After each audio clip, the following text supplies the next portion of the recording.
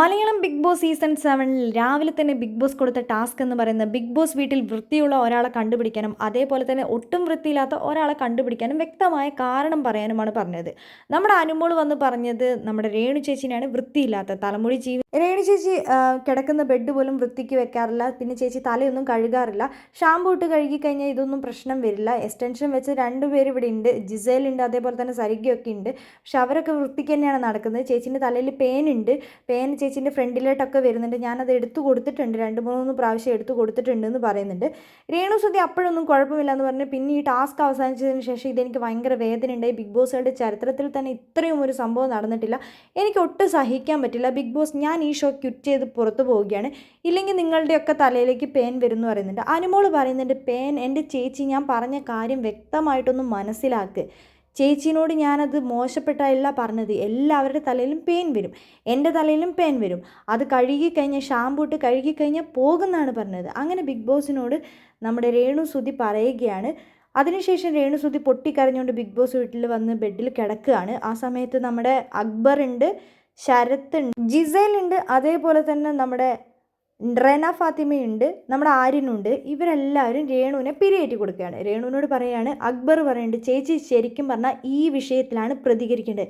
ചേച്ചീനെ അവൾ ടാർഗറ്റ് ചെയ്ത് മനഃപൂർവ്വം ചേച്ചീൻ്റെ ഫേസിന് ഇത്രയും നെഗറ്റീവ് ഉണ്ടാക്കാൻ അവൾ കളിച്ച കളിയാണിത്. ചേച്ചി ഇതൊക്കെയാണ് മനസ്സിലാക്കേണ്ടത്, ഇവിടെയാണ് ചേച്ചി പ്രതികരിക്കേണ്ടത്. ഞാനന്ന് സെപ്റ്റി ടാങ്ക് എന്ന് വിളിച്ചത് വളരെ ഫണ്ണി ആയിട്ട് ചേച്ചി അത് ചിരിച്ചോണ്ടല്ലേ കേട്ടോണ്ടിരുന്നതെന്ന് പറയുന്നുണ്ട്. അപ്പോൾ രേണു ചോദിക്കുന്നുണ്ട്, നിങ്ങൾ ആരെങ്കിലും കണ്ടായിരുന്നോ എൻ്റെ മുഖത്ത് കൂടെ പേനൊക്കെ വരുന്നുണ്ടെന്ന്, എന്തൊക്കെയാണ് പറയുന്നത്, അവളൊന്നും എടുത്ത് തന്നിട്ടില്ല എന്നൊക്കെ പറയുന്നുണ്ട്. ജിസേലിനോട് ചോദിക്കുന്നുണ്ട്, ജിസേൽ പറഞ്ഞിട്ട് ഞാൻ കണ്ടിട്ടില്ല എന്ന്. ആരും പറയുന്നുണ്ട്, ഇതിനെന്താണെങ്കിലും ചേച്ചി പ്രതികരിച്ചേ പറ്റൂ, ശക്തമായി പ്രതികരിക്കണം, ഇതിനൊക്കെയാണ് ചേച്ചി പ്രതികരിക്കേണ്ടതെന്ന് പറയുന്നുണ്ട്. അപ്പോൾ റെന ഫാത്തിമ പറയുന്നുണ്ട്, പേനൊക്കെ കണ്ടു എന്ന് ഇങ്ങനെ പബ്ലിക്കായിട്ട് വന്ന് പറയേണ്ട വല്ല ആവശ്യം അവൾക്കുണ്ടോ, അവൾക്ക് വന്ന് രഹസ്യമായിട്ടല്ലേ ഇതൊക്കെ പറയേണ്ടതെന്ന് പറഞ്ഞിട്ട്. ഞാൻ കണ്ടിട്ടില്ല എന്ന് റെനയും പറയുന്നുണ്ട്, ജിസേൽ പറയുന്നുണ്ട്.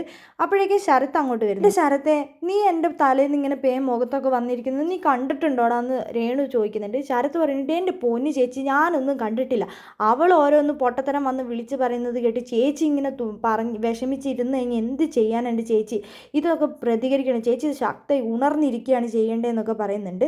ബിഗ് ബോസ് വീട്ടിൽ ഒരാൾ പോലും അനുമോളെ സപ്പോർട്ട് ചെയ്ത് സംസാരിക്കാനില്ല. കൂടെ നിൽക്കുന്ന സുഹൃത്തായ ശൈത്യ പോലും ഒറ്റപ്പെടുത്തി സംസാരിക്കുന്നു.